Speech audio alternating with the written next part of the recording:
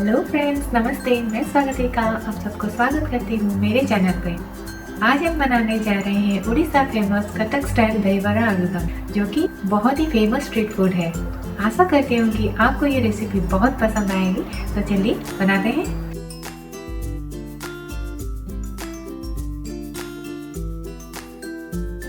पहले हम 1 कप उड़द दाल को 4 घंटे के लिए भिगो के रख देंगे। दाल अच्छे से भीग गया है। अभी हम इसका बैटर बना लेते हैं। बैटर बन के तैयार हो गया है। अभी हम इसे एक बर्तन में निकाल लेते हैं। इसमें हाफ टी स्पून नमक डालेंगे। डाल के इसे अच्छे से फेंट लेंगे और 4-5 घंटे के लिए ढक के रख देंगे। अभी हम इसमें 3 टेबलस्पून सूजी,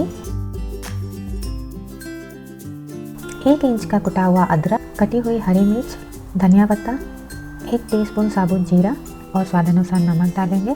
डाल के इसे अच्छे से फेंट लेंगे। तो चलिए अभी हम कढ़ाई में तेल गरम कर लेते हैं। पहले हम हाथों में थोड़ा सा पानी लगा के हम बैटर को बॉल बना के उसे एक कटोरी के पीछे हम इस तरीके से छोटे छोटे बड़े बना लेंगे। कटोरी के पीछे भी हम थोड़ा सा पानी लगाएंगे। इससे बैटर कटोरी में नहीं चिपकेंगे और आसानी से हाथों में आ जाएंगे। इस तरीके से सारे बड़े हम कढ़ाई में डाल लेंगे।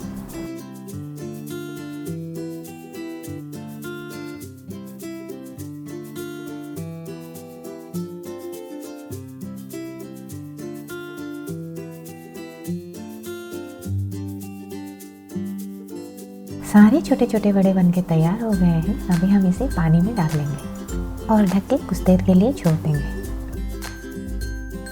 चलिए अभी हम दही में तड़का लगा लेते हैं।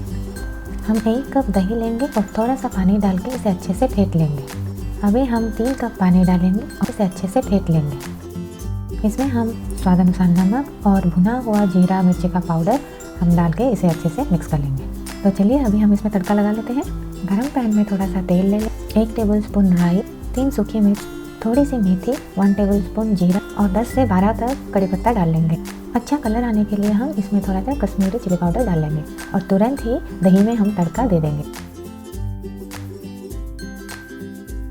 हमारा दही बड़ा बन के तैयार हो गया है। अभी हम आलूदम बनाते हैं। पहले हम एक गरम कढ़ाई में 4 टेबलस्पून ऑयल लें, 1 तेज पत्ता, सूखी मिर्च, हाफ टी स्पून जीरा, कटी हुई हरी मिर्च और कटे हुए 2 प्याज डाल लेंगे। प्याज को हम गोल्डन ब्राउन होने तक भुनेंगे।